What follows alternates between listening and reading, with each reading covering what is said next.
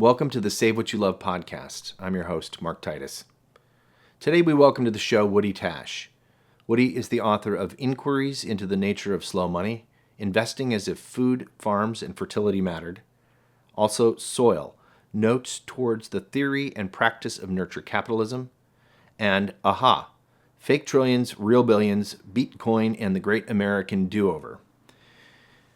Woody is former chairman of Investors Circle, a nonprofit angel network that has facilitated more than $200 million of investments in over 300 early-stage sustainability-promoting companies. As treasurer of the Jessie Smith Noyes Foundation in the 1990s, he was a pioneer of mission-related investing. And Woody was also founding chairman of the Community Development Venture Capital Alliance. Utne Reader named him one of 25 visionaries who are changing your world. In this episode, we talk about completing capitalism as opposed to punishing it, the slow money movement, playful visionaries, allegiance to land as an act of healing, and Woody's upcoming work. Thanks for joining us today, and enjoy the show. How do you say what you love when the world is burning down? How do you say what you love when pushes come to shove? How do you say what you love when things are upside down? How do you say what you love when times are getting tough?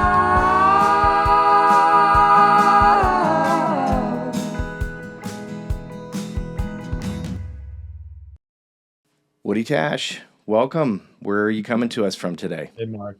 Good to see you. I'm coming to you from my relatively new home, old home. It's an old home. I'm new here. And I'm also old.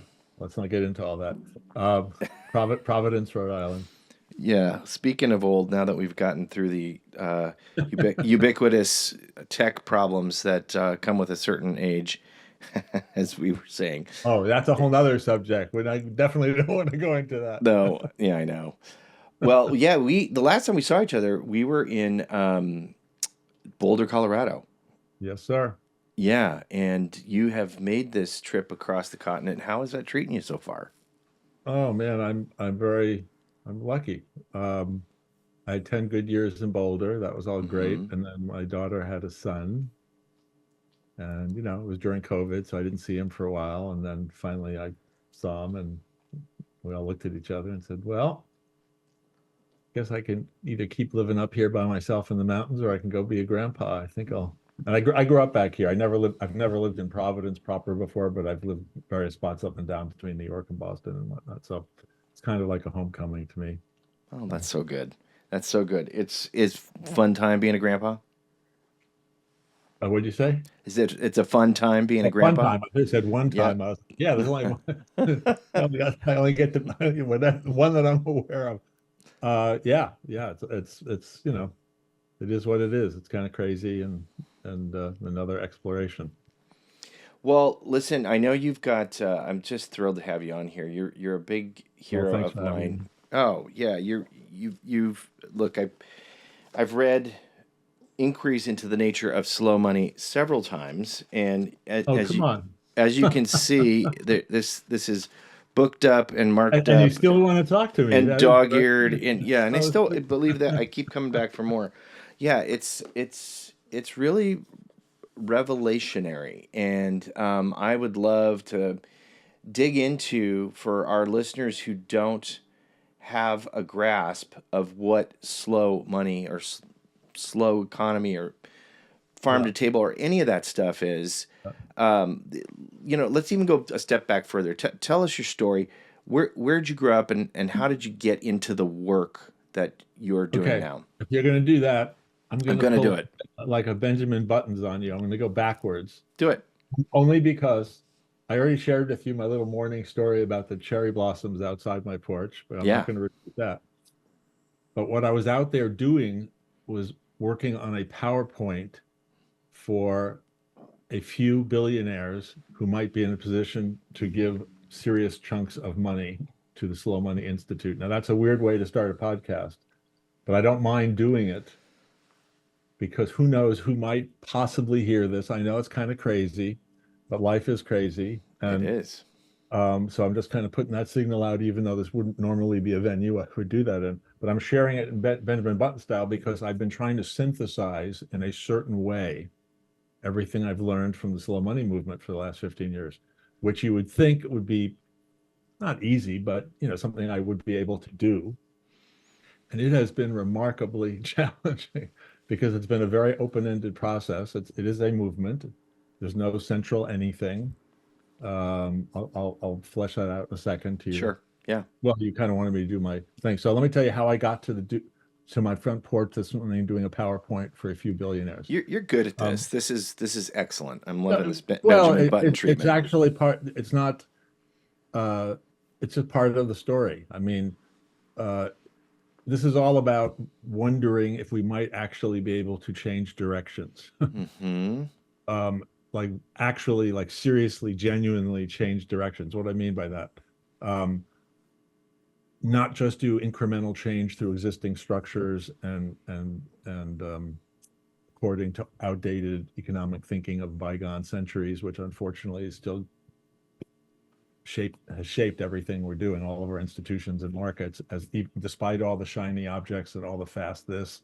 It's basically industrial thinking that started about 400 years ago, gained a lot of speed maybe 200 years ago, took off like a rocket ship 50 years ago. And now we're kind of going, okay, now what? And I think you have to be a little foolish to think it's just going to be more of the same from here. Yeah. That we're just going to go faster and faster and invent more stuff, and somehow we're going to solve all the problems created by too much speed and rate of change that is incomprehensible. So those are all the issues, and the journey to wondering if we might change direction for me went through a bunch of things. I'm not a spring chicken, so that means I've done some things, and they took me through small time venture capital that 35 years ago when the industry was very young, and a $10 million fund was actually a thing, if people won't believe it when they hear that number. But anyway, cut my teeth on that. Then I was a foundation treasurer for an environmental foundation. Then I ran an angel network doing sustainable angel investing. So I'm not saying this to like have a list of whatever, but it's just more relevant. I kept probing and pushing and was kind of restless. I don't mind saying I've been restless because restless like 10 years at a time. So not totally restless, to try to figure out, was there an alternative possible? Even though I wouldn't have said that's what I was doing at the time. I didn't quite have that clarity of purpose, but I was very concerned about climate change and environmental stuff. And I believe very much in Wendell Berry and E.F. Schumacher, and if you believe those people and that set of ideas, and you really take it to heart, you can't just totally do business investing as usual. So I didn't. And I wrote the Smallest Beautiful book. I hope that wasn't too long of a story, but I wrote the Smallest Beautiful. I didn't write the Smallest Beautiful book. I wrote the Slow Money book, which I subtitled in deference to E.F. Schumacher. The subtitle, to increase into the nature of slow money, is Investing as if Food, Farms, and Fertility Mattered, because the subtitle of E.F. Schumacher's book, Small is Beautiful, is Economics as if People Mattered. I'm not the only one who has done that. Quite a few people have done subtitles kind of like that in deference or doffing the cap to T.F. Schumacher. So that book, Small is Beautiful, I think, is one of the truly seminal books that I ever encountered, because it just poses from a deep place a few kind of alternative ways of thinking about things, and one of them is that unlimited economic growth on a finite planet is impossible, and that is still highly debatable. In other words, lots of intelligent people debate that all the time. Yep. Second one, because that's at the system level, and systems are pretty hard to really come to a definite decision about, so complicated. But bringing that down to kind of a cultural or human level, the second tenet is increased consumption is not synonymous with improved well-being. And that one, if I say that in a room with 50 or 100 people and say how many people agree with the first one, maybe some of the hands will go up. Second one, all the hands go up. No one believes that increased consumption is synonymous with improved well-being. And so that makes it kind of brings it home. So, once you kind of grapple with stuff like that, you realize the economy is built for efficiency and throughput and growth. And, corporations are like little accelerators and supposedly risk minimizers, but they're exporting risk out onto the whole system. And, once you get past the superficial stuff and you think about it all, you just realize we're confronting this horrible set of conundra by being economic people and having money kind of organize everything for us. So that kind of led me to write this Slow Money book 15 years ago. Wasn't trying to start anything. I'm always quick to add that. And the evidence, I will give the last 15 years because a movement did emerge, but there was no structure to it. There was no one way to do slow money. There was just a bunch of volunteers in a lot of different places, stepped forward. We shared a kind of a vision. I don't mind calling it a vision. It is. The simplest part of it is we must bring some of our money back down to earth. And again, if we were with a group of people and I said, what does that mean to you? And people started raising it, oh, it means, no CAFOs, or it means buying your food locally, or it means investing in things that we understand near where we live, or it does mean all those things. It means earth, literally earth. And, by bringing it down to earth, that implies we're going to slow it down in the process of doing that. And a whole bunch of things flow from that. So we've been at this for 15 years. Around $100 million has gone to around 1,000 small organic farms and local food businesses in dozens of communities. It's been very lumpy, like you'd expect. We have volunteers burning out, transition. It's all volunteer. And I, coming back to this morning with the PowerPoint, have the blessed challenge of going, okay, now what? And it really has taken me a while to build up my own gumption to say, okay, it's been, you can put whatever adjective you want on it, a very positive adjective of some kind, but whatever it has been, it's kind of opening the door to larger opportunity and need. And so I'm going to see if I can raise some serious money, which I've never done. I mean, we raised money along the way to kind of in a very emergent ad hoc way, and extremely grateful for that. But we call ourselves the Slow Money Institute, but we're not really an institute. Right now, it's just me and a couple of part-time helpers. We were up to a staff of 5 or 6. I hope that's not too much detail for listeners, but it makes it real. It is real. So, having a small NGO that is kind of supporting disparate activities in a very decentralized way there's no real business strategy for that.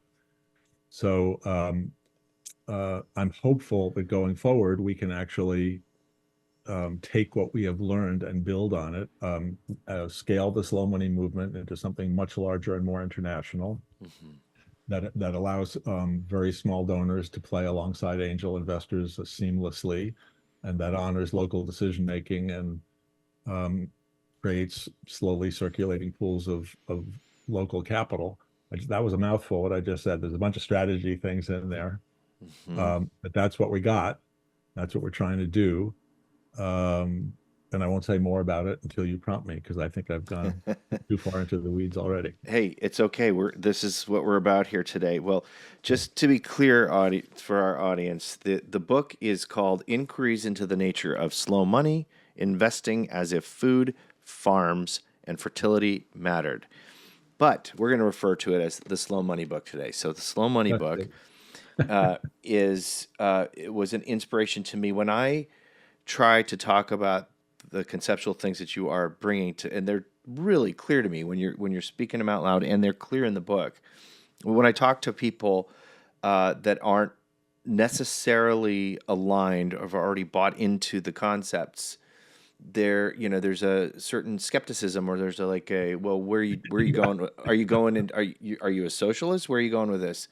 And in the book, in Slow Money, you quoted Tom Miller, who was the first CEO of the Kentucky Highlands Corporation, and he said, "We are not trying to rein in or correct or punish capitalism. We are trying to complete it. What do you think that means? Wow. I love that you pulled that quote out. I think you're the first person interviewing me of all the things I've done who ever pulled that particular quote out. So It spoke. It spoke to me. Tom became a dear friend. It's worth just citing a little bit more about him because he meant a lot to me. He's passed away, unfortunately.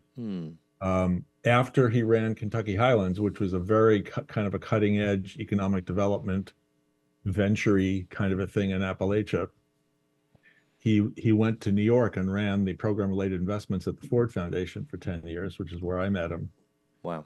And program-related investing being a kind of a niche inside philanthropy that was kind of pioneered by Ford and MacArthur back in the 90s. And Tom, I mean, they were like lending money to Grameen Bank and really doing cutting edge things.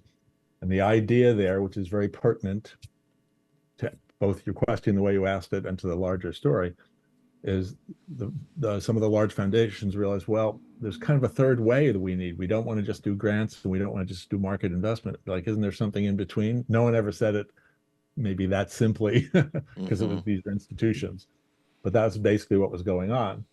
And this idea of program-related investing emerged where I won't get into the weeds on it. They got IRS permission to do certain kinds of investing and counted in a certain way. Those are the details. But basically, it was below market lending mostly to businesses that were directly aligned with the mission of the foundation. So let's say you are you're supporting the arts. You'd make a loan to, let's say, an inner city group that was renovating their theater or something. And you would do it as a loan, but a very below market loan. So it would be a high risk, low interest rate loan to a group that you might also have provided a grant to.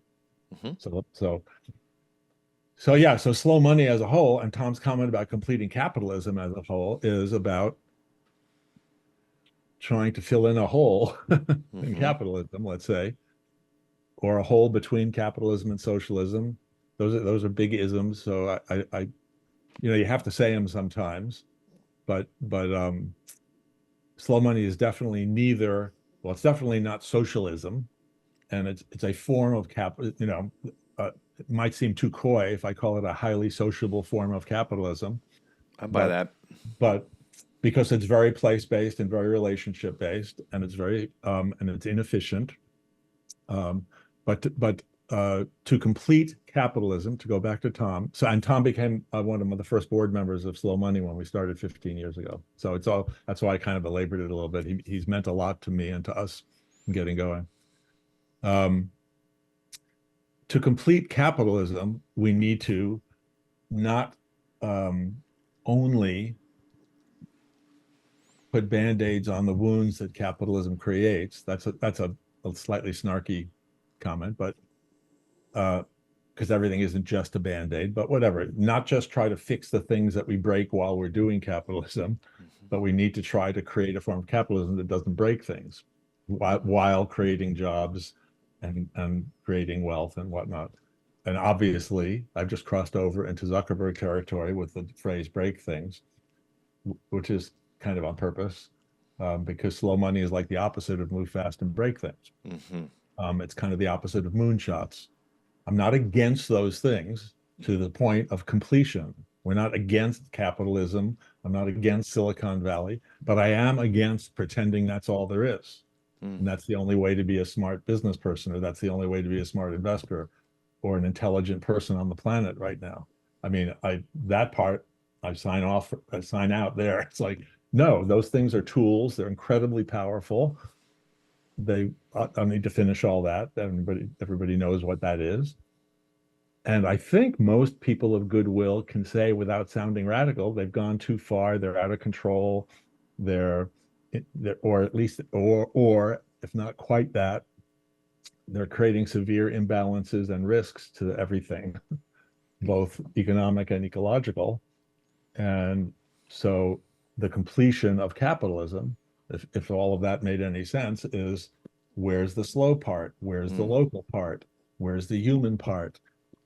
How do we have capitalism and community at the same time? Is there really ground up? Is there really such a thing as kind of ground up? Ground up sounds like hamburger. Bottom up social change that everyone wants, structural change that everyone wants. And what happened when I finally took my little sabbatical year, 16 or 17 years ago now, and the book came out, was, I was trying to get away from the Band-Aid incremental, how do we just improve reporting? How do we get this regulation? Because it just seemed intuitively obvious to me that was not going to create the change we needed fast enough.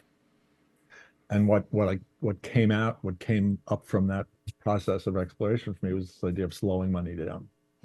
That the single most important thing we could do as investors is lengthen our time horizon, like think generationally instead of think about how much money I can make next quarter, because that ripples through everything. So I see you knitting your brow, and you should have done it a while ago, so I would have stopped sooner.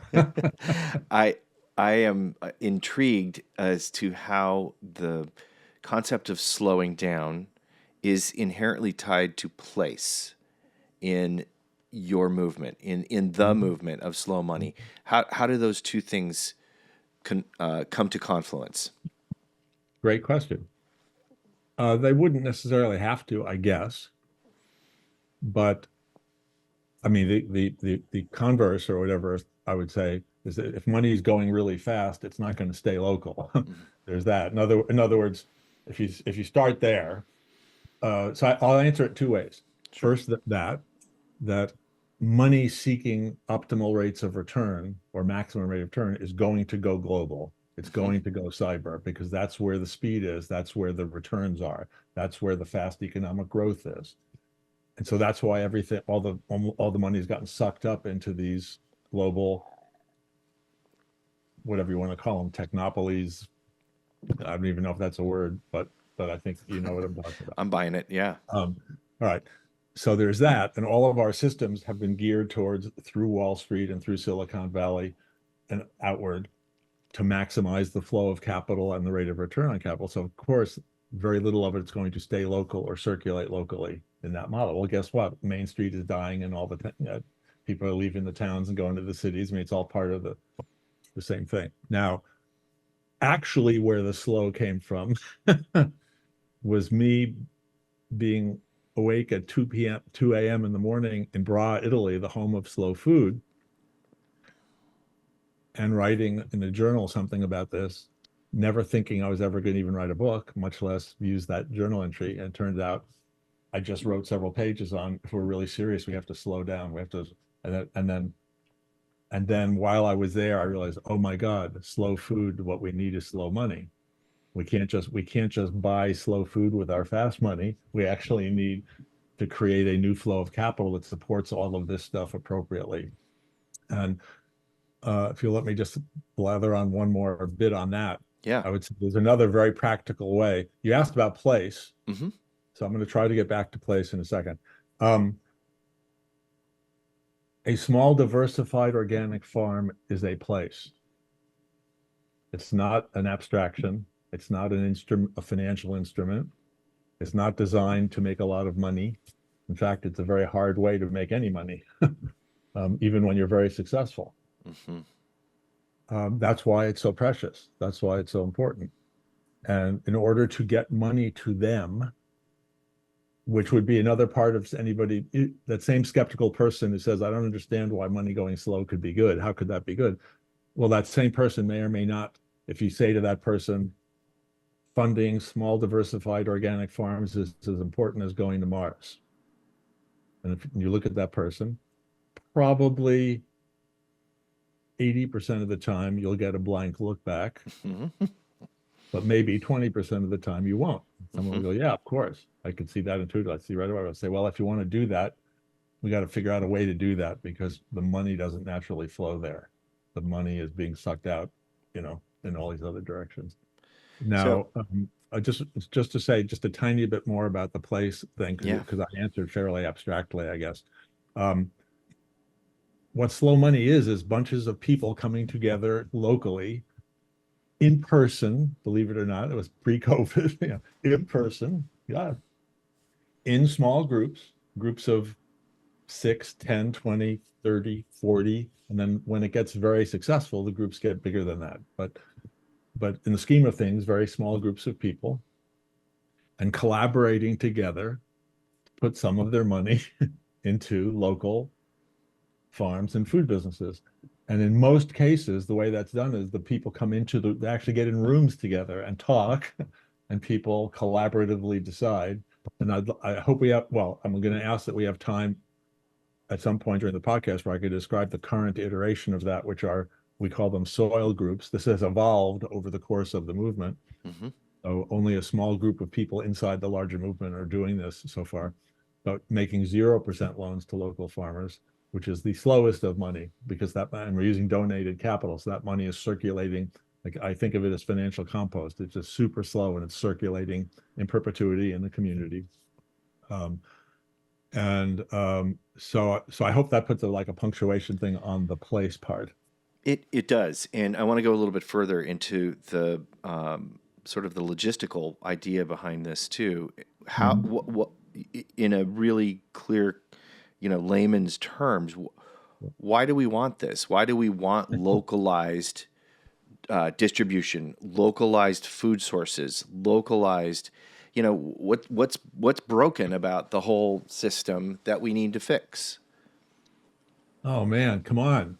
It's too early for me to have a martini. And I'm just really have to answer that question. All right, give it the best shot. All right. So I would just sort of by reference, by innuendo, refer to the 60s and 70s, or not even, it even goes back before that, because Rachel Carson maybe was maybe was the beginning of the modern environmental movement. That's just me. I'm not a real historian, but let's say when we started knowing that all the chemicals we were making could kill things. Mm-hmm. Okay. So we've known that now for like 3 generations, but we're still are putting tens of thousands of chemicals into the environment and testing almost none of them for toxicity. That's still a thing today.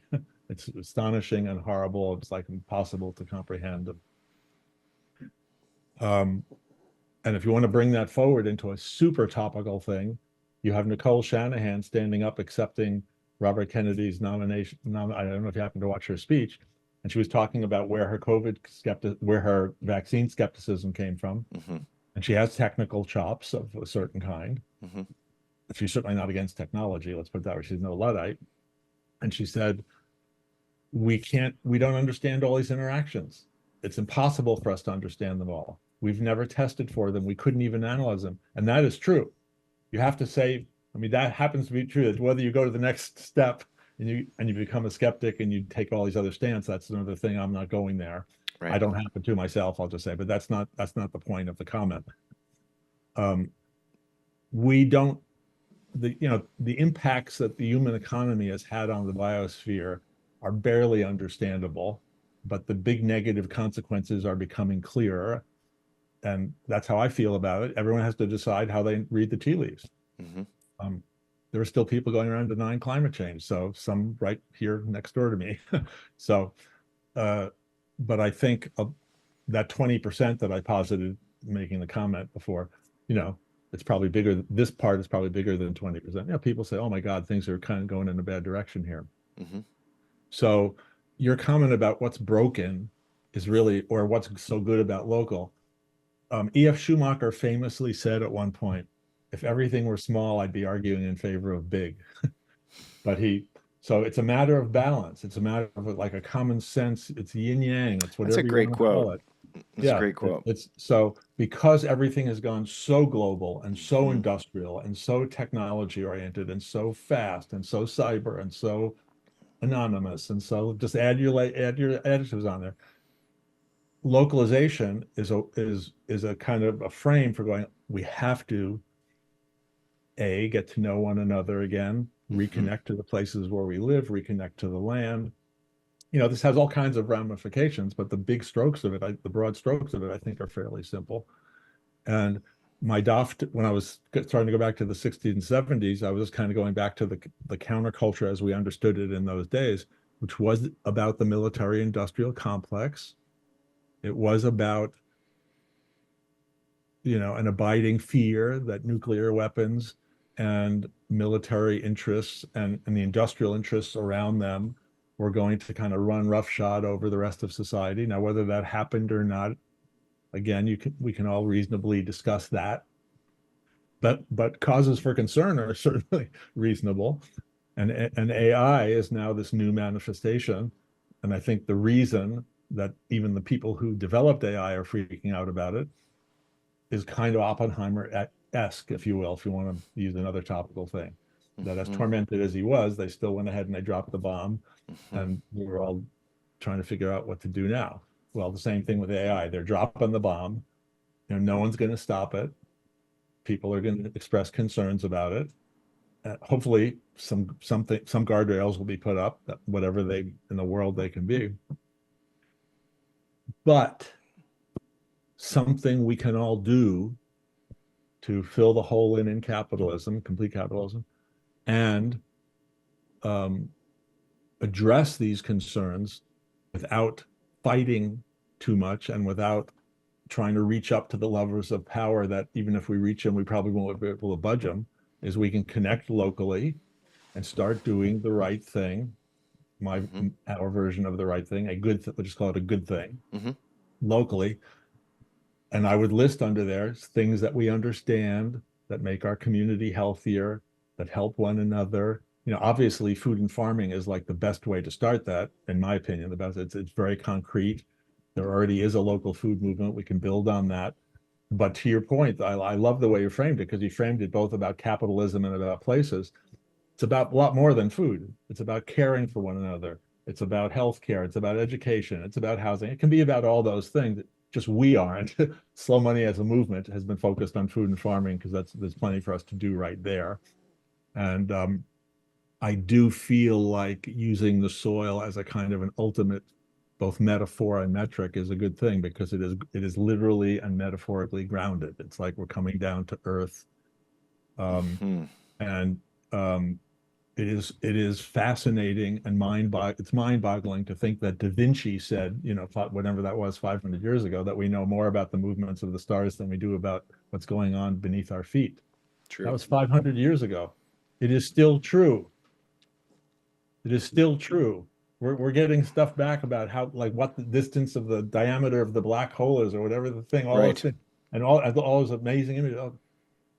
And it's like, we're going, okay, yeah, I understand that. Well, not really. We see it. We hear what it is. It's like it's mind-boggling. Yeah. We don't know how soil fertility works, really. We haven't. David Suzuki said, this is 20 years ago, that we haven't named 95% of the species in the soil yet. We've only put it in the we've only named 5% by his estimate. So, wow. Well, so that's the localist. That's the localist. The soil is the localist thing. That's right. It's right beneath our feet. Well, and it's it's inarguable. Food is inarguable. Food is something that is completely goes across every spectrum, political divide, doesn't matter. We all have to eat. We all have to consume. Everything in the universe consumes. Stars consume. We do that. But how are we consuming? And to your point, about what's under our feet, it's astonishing to me, the things that are literally in front of our nose, under our feet.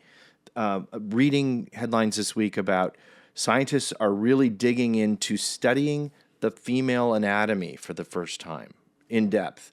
This is mind-boggling. What? There's two versions of human being, really? It's 2024 and we're digging into this now. Yeah. But so it's right here, right now. It's all around us. But you're going so fast. Western society here in the United States, to your point, it's going so fast.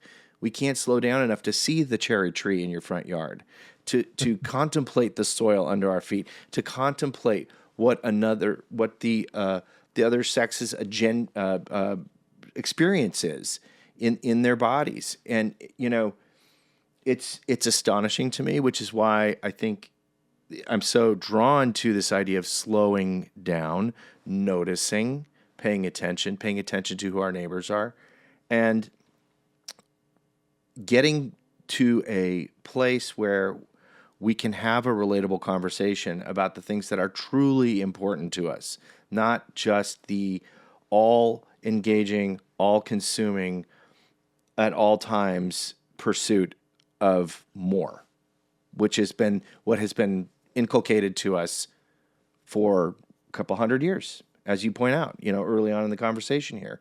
And it's all pretty serious stuff. And I want to run another quote by you from the book, from Slow Money. Can you hold that for a second? Don't Yeah, forget? sure. Absolutely. Because I just want to pick up on a tangent to or another whatever to what you just said. It's not just that we're inculcated with the idea that we need more. It makes it sound like Madison Avenue, just kind of convinced us that we need a new car every 4 years. Now there is that. I mean, there's a bunch of that. Yeah. But in case that isn't bad enough, there's another thing, which to me is tied a little bit to me kind of translating my knowledge of Wendell Berry's stuff with respect to Wendell. I'm sure I'm bastardizing it, but and that is that because here we are now at the end of, let's say, hundreds of years of industrialization, urbanization, and technological everything. And so we're in a place where almost none of us produce anything that we consume, like almost none of us. There you go. Yeah. Okay. That's right. So, or have the slightest idea how to do that. That's how to do it, or how to fix anything that we own even. That's so right. We're surrounded. So what does that mean? It means we're dependent on money. And so we're just living in a state of what I'm calling it existential fear, which I don't think is too grandiose of a description for it. I don't think so at all. Because if you only have money to buy stuff, because you said we always need more. There's no such thing as enough, or we always need more. Well, where does that come from? Because you can never have enough money. If you have to buy everything, you don't know what's going to happen to prices. You don't know if there's going to be a shortage or this or that. You don't produce anything, so you just want more money. That's your form of security. That's that's all you got. In a certain way. And coming back to the local thing, I should have given the most obvious answer, which was we had a glimpse during COVID of what happens when supply chains get screwed up. Now, that sounds, I think our problems are deeper than just what happened in COVID, but I'm just saying there was a glimpse. It's like, whoop, got a little blip there. Well, that wasn't just a little blip, but suddenly there's a disruption, and all of a sudden, like, where am I going to get my food? Where am I going to get my toilet paper? Where am I going to get this? Where am I going to get that? So we did get through that. The local food movement, CSAs and whatnot, did have a big boost during COVID, because suddenly people were like jonesing to go to the farm stand down the street if they had one anywhere near them. But most of us don't have access to stuff like that. So we're living in a state of existential fear, and we need money to buy the stuff we need to survive, or to fix the things we need to survive. So that's just I just want to go a little deeper on your comment of, like, we're taught that we always need more, because it's almost at a deeper level than just that.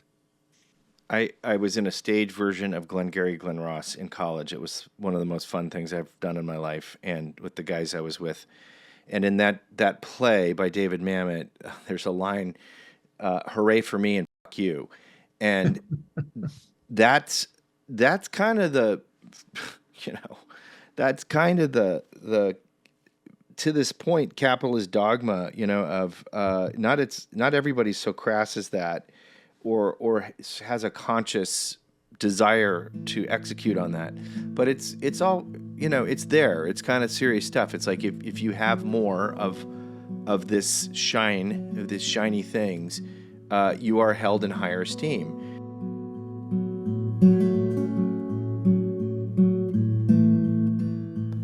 Did you know you could have the world's finest wild salmon shipped directly to your door? It's true. Our Ava's Wild Bristol Bay sockeye salmon is the lowest carbon footprint center plate protein on the planet, and it's packed with heart-healthy omega-3 fatty acids. Don't take our word for it. Ask chefs like Seattle's Tom Douglas and Taichi Kitamura, who are serving our sashimi-grade wild salmon in their award-winning restaurants. You can have the exact same fillets we deliver to them, shipped flash frozen to your door. What's more, Ava's Wild donates 10% of our profits to indigenous-led efforts to protect Bristol Bay in perpetuity. That's the place we source the salmon from. Right now, that looks like supporting the Bristol Bay Foundation, granting Bristol Bay's indigenous young people scholarships to four-year colleges, universities, and trade schools. Visit avaswild.com to join our growing community doing good by eating right. That's save, spelled backwards, wild.com, and eat wild to save wild. Now, back to the show.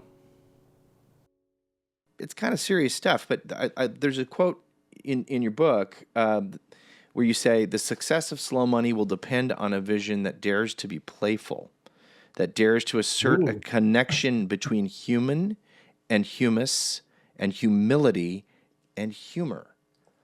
I love this.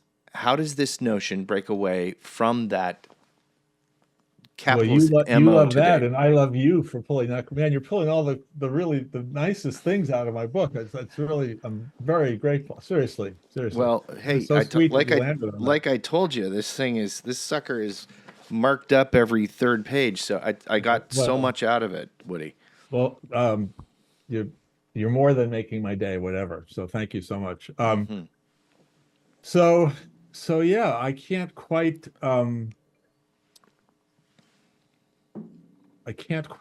explain, if you will, my compulsion with exploring new language and wordplay, and well, actually, I can explain it. Take a stab. Unfortunately, hence doing PowerPoints and all that other stuff. Well, look, this is about getting out of the box, obviously. So, and it's about needing and a new story and a new. So you can put words on it like slow and local. I mean, there are words, small. Those are words we already have. We can use them. But being a little more irreverent than that, I guess. I haven't said this to anybody really ever before. I'm saying it now. It's me doing my bad George Carlin or Firesign Theater. In other words, if you grew up with a certain kind of irreverent countercultural impulse, and I just want to say, if I've had any shred of credibility still to anyone who's listening, I wasn't a hippie, which is not against hippies.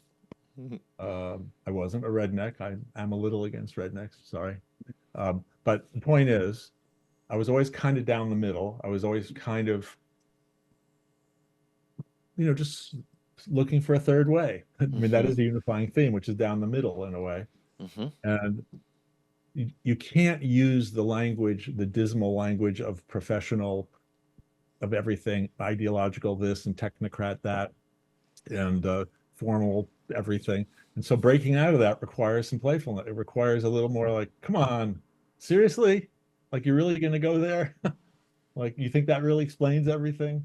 But I'm lumping in my mind when I'm saying that all kinds of professional categorization, disciplines, all the reductionism of education, specialization, silos, all of that led to derivatives. All of that led to the Gaussian Capillo formula. All of that led to Moore's law. Doesn't mean those things are that we throw them out. It just means they are manifestations of extreme specialization, extreme reductionist thinking down into certain narrow things that you can manipulate and create extraordinary things in those arenas. So those things are to be celebrated. I hope anybody listening, hears that. But having the gumption, which is a kind of a playful word that I like for that reason, kind of an Gumption's just a great word. Having the gumption to reassert just common humanity and simplicity and other things outside of that, just saying there's a realm of life that I'm not letting that go to if I can have the gumption. Unfortunately, it takes a lot of gumption now because those areas have kind of invaded all areas of our thinking and feeling. Look, everything's mediated. You and I are doing now. This is it. I love Zoom, actually. I love and hate it. I have love-hate with Zoom, like everybody does, I guess. Sure. Ditto. How great we're able to do this today. I mean, seriously. That's right. Yeah, no, we're across the country. So I'm very grateful for that. And I hate that everything in life is on the screen, that we pay more attention to the screen than we do to the people in the next room. Everybody knows that's true. Well, You I've know, I've broken that slightly because I got my pals here with me that's good. while we're on Zoom. So All right. yeah. All right. Well, that's, well, And I have for a cat somewhere down there, but I can't get her to, I can't just get her to come up the stairs. All right. dear listener who's not watching the YouTube version of this, I just held up Ruby. So just to finish on humor and humility, Yeah, this is actually a serious topic for me. sure. um, because um, you know, I spent a few decades in New York, wearing a suit. Um, Again, it sounds like I'm about to make a wholesale castigation of everyone who's still doing that. And I almost am, but not of the individuals. I mean, it's about the systemic consequences of the whole thing, right? It's all good people doing good things and going to work every day to try to make a positive contribution and all that stuff, Mhm. and be rewarded financially for doing that. All good up to a certain point, but then we end up with systemic collapse. So to me, um, I guess I could have given an easier answer, like it's better to laugh than to cry. But um, so wordplay is my it helps me get into that space where I can be just irreverent enough. And imagination, good thing, I think. Um, I try to let it percolate up where I can, because the old ways of thinking are not serving us well to solve the problems we're facing. So that means, all hands on deck. So that includes humor.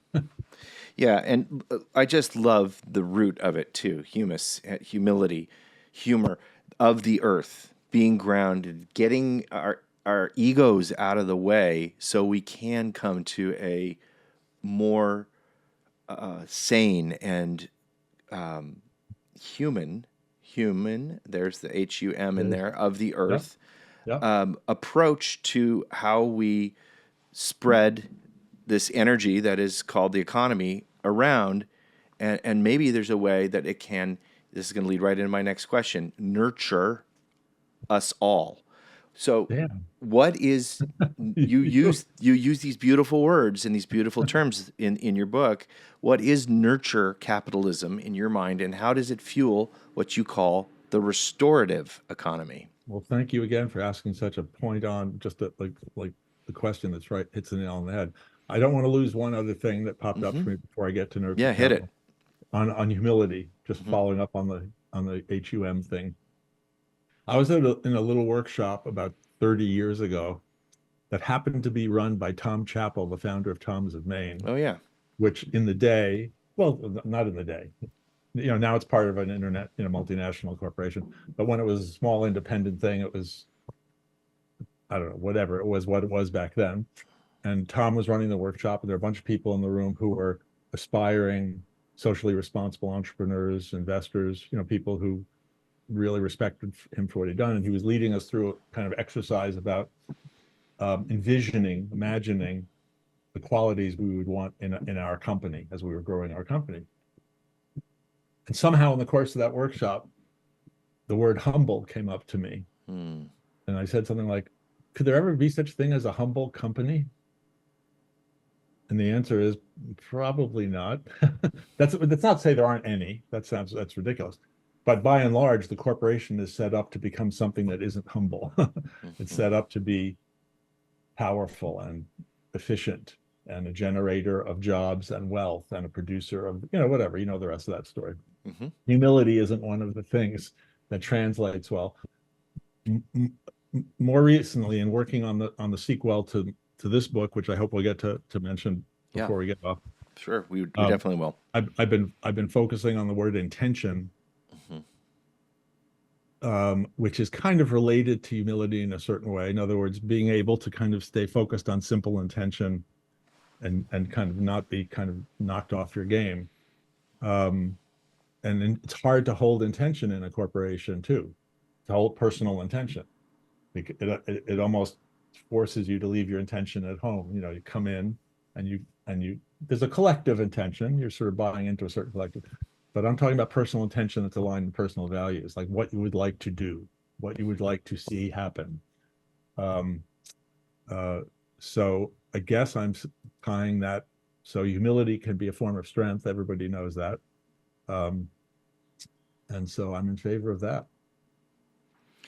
How does that then feed into this notion of nurturing each other and nurturing each other through capital, nurturing capitalism, and how does it fuel then the restorative economy? All right. So to be completely transparent, I don't know if anyone will care to hear this or not, but I got my focus on the word nurture came from reading a passage from Wendell Berry, which I've read many times in public. It's from the first several pages of The Unsettling of America, which is kind of, some consider his magnum opus that he wrote in the 70s. And he's contrasting nurture and exploitation. And he basically has this beautiful page-long Wendell Berry-esque articulation of the difference between nurture and exploitation.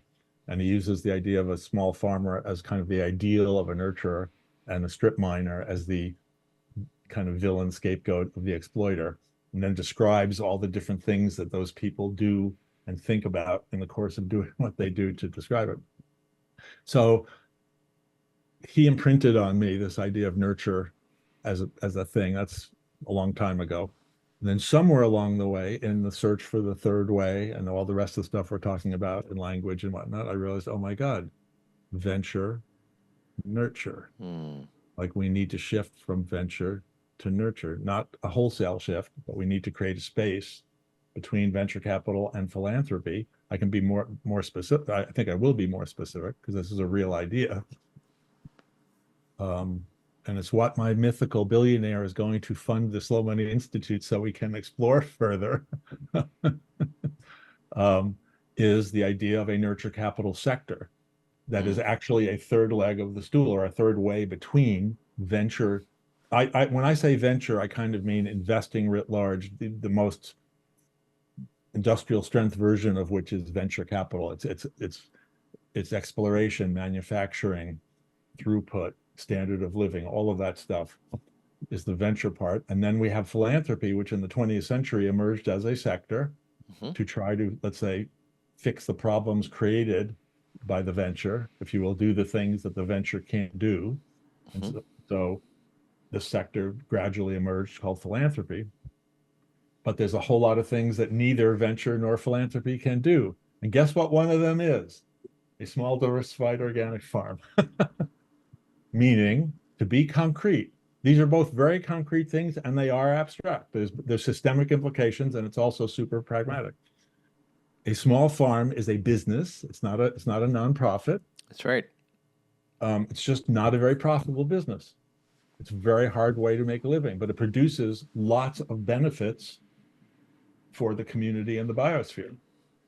But they're not easy to monetize them, and possibly they never should be monetized. So what do you do with that? Just let it go out of business, let it become extinct because there's no way to fund it, or figure out how we're going to fund it, how we're going to provide it the financial resources it needs to flourish. Well, that by definition is a form of nurture capital.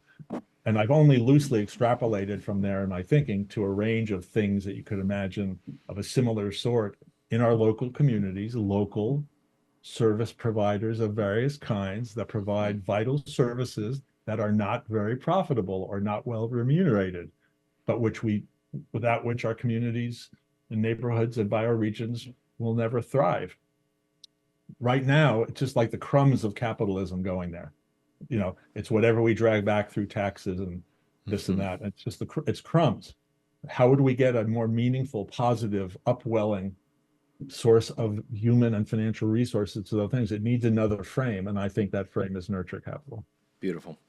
I love that you're so integrated with archetypal images too, because these things I think are finding common ground and finding a way forward. The earth, the birth mother, the food itself, again, an inarguable, an apolitical piece of existence, and the farmer. The farmer is, an archetypal image that, red or blue, right or left, it doesn't matter.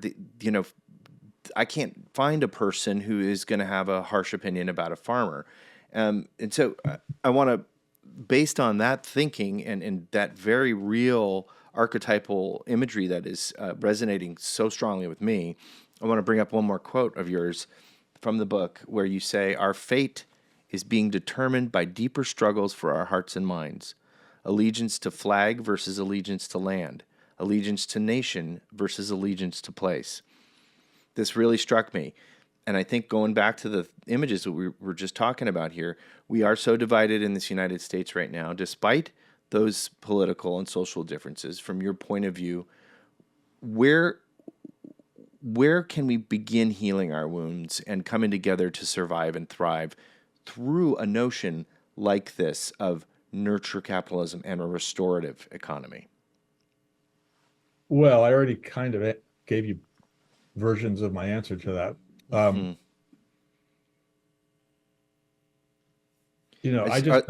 don't see any vehicle. I think I'm going to mix my metaphors and my language here, but any other means or pathways to healing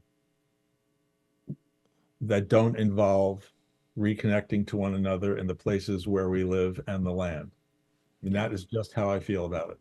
After all the experiences I've had the fascinating and challenging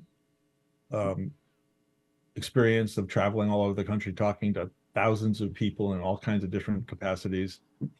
Some of the leading financiers on the planet happen to once or twice, be in the mix. Often lots of small farmers and lots of what I would call just plain regular folks who want to know where their food comes from and where their money goes, which is a pretty big group of people who are like realizing, whoa, things like what? I don't just want to get my food off of, I'm not going to name any particular corporate distributor, it doesn't matter. I don't just want to get my food off of the, highly processed food off the back of that truck. I want it to be fresh and local. And to your point, I'd really like to know the farmer and I'd really like to bring my kid to the farm. Now that's the ideal. That's when you're lucky and you live close to a farm like that, you get to do that. Sure. But it's okay to embrace the ideal and realize that is a thing. Like it would be better if more of us could do that. So I just don't see a pathway to healing that doesn't involve all of the different facets. I mean, there's another way to say that, which just reiterates and just says there's no better place to start than with how we feed one another, how we take care of the places where we live on the land. So it's just a place to start. It's a place to rediscover everything that we lost when, let's say, as recently as 100 years ago, a third of the population was directly connected to a farm enterprise in some way, shape, or form. That's just 100 years ago. I mean, nothing. It's like a blink of an eye historically. That's right. Now, we always cite the number 2% of American. Okay, that's not even a real number because 3/4 of that are factory farms and very large commercial enterprises that we call farms that are really more like industrial enterprises than they are. In other words, they're producing commodities for corporate supply chains. They're not growing food for local people or tending the soil. Right. And that's what it's actually worth just holding that for 1 second because we're covering so much. Just think about that for a second. We call everything a farm that's out there doing something, growing some kind of corn. An ethanol farmer is a farmer. He's growing corn. Okay. But his business model is he's producing a commodity for a corporate supply chain. Okay. As opposed to I'm just going to make up something, the 30-acre small diversified organic farmer could be 300 acres. So it's not like a zealously guarded like small thing, be medium size, but a farmer that has a diversified food and farming operation that is growing food for local and regional markets. In the process of doing that, he or she is also creating soil fertility, putting carbon in the soil. It just comes with the package. Yep.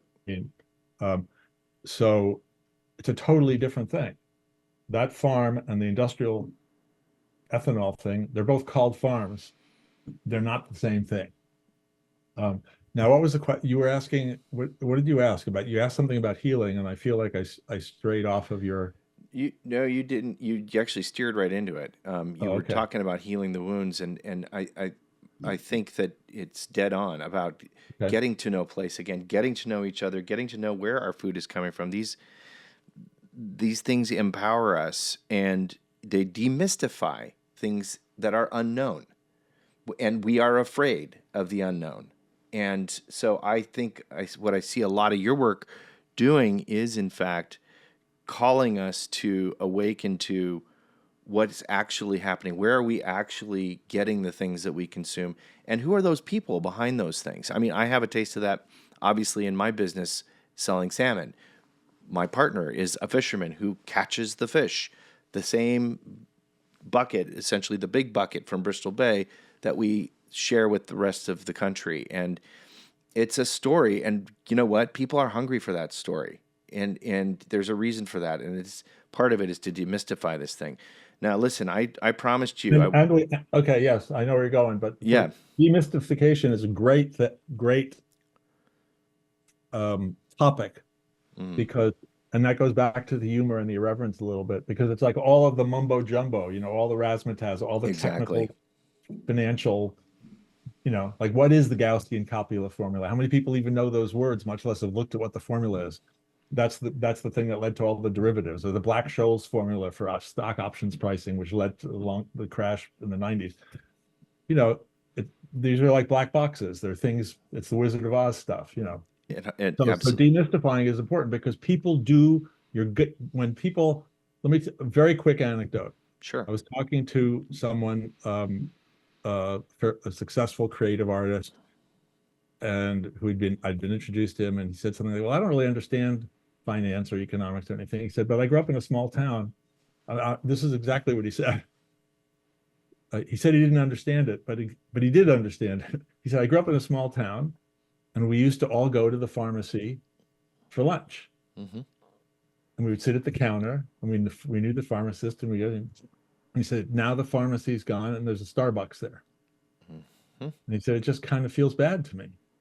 But he said, and then he made some apology after that, like, "But I know there needs to be economic thing, and I know And he might have even said, and I'm an investor in Starbucks." I don't know if he said that or not, but he might as well have. And he said, "Am I missing something?" He had told me the little story and said, "Am I missing something?" I said, "No, you're not missing anything. That is it. It's that simple. Demystify it. It's simple. When you put your money into the markets, into the institutions, into the ETFs, into all these things, what does it end up doing? It ends up doing all that stuff. And then we go down the street and complain at a local zoning meeting about something or something, or we're trying to raise $200 here and $500 there to fix something down the street because all of our money got sucked up into this other thing, which tends to make everything uniform, commodified. Oh, yeah. Because it doesn't make financial sense otherwise if you keep going on this accelerated scheme. So demystifying is sort of taking that. It's like, no, just see it for what it is. That's what it is. This is my one little sort of semi-gripe with Bernie a little bit. I'm not a political person, so I don't mean to go there. But when he says it's okay to be angry at capitalism, and then he goes on his rant about, okay, yeah, there's a lot of things to be angry about in the world. But scapegoating the CEOs of the companies that your pension fund is invested in, to me, is not one of them. In other words, we are all invested in the system that we want to change.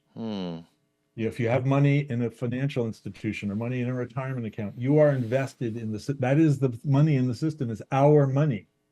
So the question is, can we take some of it back at the risk of sounding a little Brexity? Can we take some of it back and put it to work near where we live in things that we understand, starting with food? Beautiful, beautiful place to park it for today. And I'm going to tell you, Woody, that this is a portend for another version of this. I hope you'll consider coming back for another chapter. If you still want to have me, my goodness. I literally on my sheet, I have more questions, but I wanted to give you the chance to read us a little something from the forthcoming new, as you called, little book that you're working on. I confess, you sent it to me. I didn't realize you sent it to me until an hour before the call. But the bad side is I didn't get to look at it before our talk. The good side is I got something to look forward to. So that's awesome. All right. But could you give us a little sneak peek? You're only half right. this is my last. It does exist already, Mm-hmm. and I'm working on the sequel to it. Oh, So good. just to be discovered. So I wrote this during COVID. It's a tiny book in format on purpose. It's really like a long essay, but it does exist in hard copy in case anybody wants it. It's called A Call to Farms: Some Thoughts on Food, Money, and Nonviolence in honor of Wendell Berry. Beautiful. And Have at it. I started writing it in March 2022, meaning the month after Russia invaded Ukraine. And like all of us, I was laying in bed going, can this really be happening? Like, are we really, we, meaning the big we, Sure.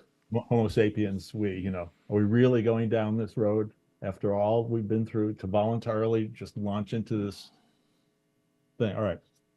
And so I'm just going to read. So this is basically thinking about nonviolence as it relates to kind of the food movement, nurture nonviolence. You can see where the connections are.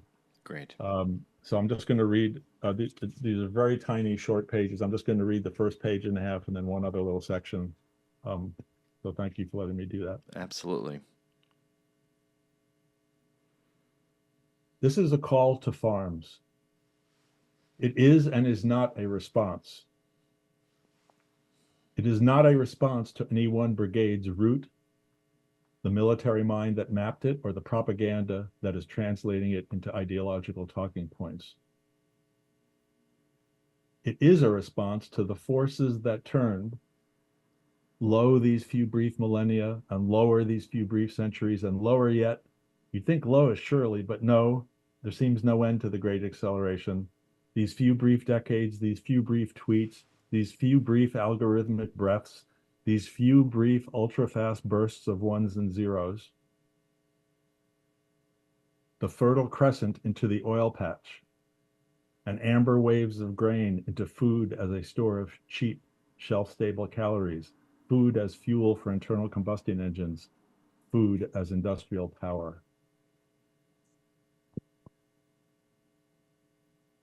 This is a call to farms because there is healing to be done, trust to be restored, mutuality to be rekindled, biodiversity to be valued, conviviality to be nurtured, carbon to be sequestered, bread to be broken, affection to be shared, humility to be cultivated. That's beautiful, Woody. Thank you. All right. And then I would just like to, just as a little teaser for the thing I'm working on now, the sequel.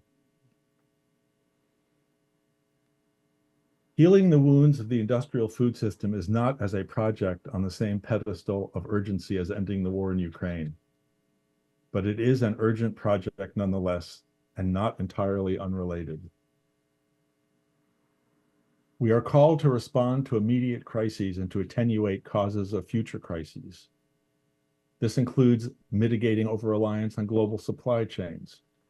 It also means actively working to restore mutuality and trust from the international and national levels down to the level of bioregion, community, neighbor, and household, but not necessarily in that order. In response to military crisis, a few extraordinary souls may choose the difficult and complicated path of conscientious objection. In response to the collateral damage of globalization, the choice to become a conscientious investor is far less dramatic, far less binary, far friendlier. Driven, sure, by being mad as hell and not wanting to take it anymore, but at a deeper level, by a sense of conscientious affection. And those last two words are a great place for me to end today, because that's the working title of the sequel to this, Conscientious Affection. I love it. It's beautiful, Woody. Thank you so much for reading that. That was worth putting that to the end to cap this off. Where can folks get into what you're working on? How can folks get involved, dig deeper? We're trying to drive, let's say, our vast internet traffic to, okay, stick with me, everybody. Ready? Here we go. Beatcoin.org. Beatcoin like the beat. Beatcoin.org. Easy. It's a thing. And sign up for the newsletter. I'm on it. I love it. I get it. And this is why I reached out to you. It's a great So newsletter. if you go there, you'll see the current manifestation of a lot of the work we're doing. It's focused mostly on these groups that are doing 0% loans locally, but the whole slow money story is there. My books are there for anybody who wants it. This one is available. You can just get the whole thing online for free, but if you want a hard copy, we did print some, so you can buy them from us. Brilliant. All the proceeds go to the Slow Money Institute. Well, I want to definitely make this a part 1 of our conversation. There's a lot more to dig into, but for today, It's a beautiful piece of writing to leave us with. Thanks for making this happen, Woody Tasch, and till next time, I'll see you down the trail. Hey, Mark, I know it was kind of all about me today because you were asking, it's your podcast and you were interviewing me, but I'm a big fan of what you're doing and would love to learn more about it over time too. But thank you for hosting this, and we look forward to the next opportunity. Sounds great. We'll make that happen. We'll do an online or an offline chat here. Okay. Get off the ones and zeros here and do something face to face one of these days. Yeah. Take care, Woody. We'll see you soon. Okay, you too. Okay. How do you say what you love? How do you say what you love?